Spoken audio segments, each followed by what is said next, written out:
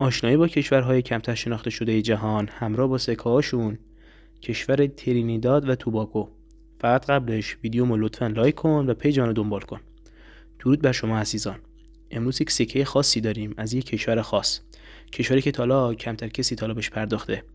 کشوری جزیره‌ای که در دریای کارائیب و در شمال آمریکای جنوبی و شمال کشور ونزوئلا قرار گرفته.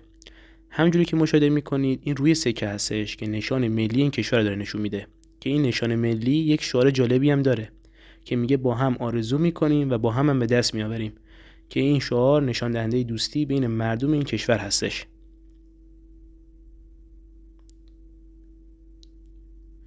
و این هم پشت سکه هستش که نوشته 25 سنت، که هر 100 سنت میشه $1 ترینیداد و توباگو که ارز این کشوره. خوشحال میشم که پیجمو فالو کنی، چون ما هر روز داخل پیجمون سکای خاصی رو معرفی میکنیم که شاید کمتر کسی تا حالا گفته، و ویدیومو لایک کنی و برای دوستانت بفرستی. و تا ویدیوی دیگر بدرود.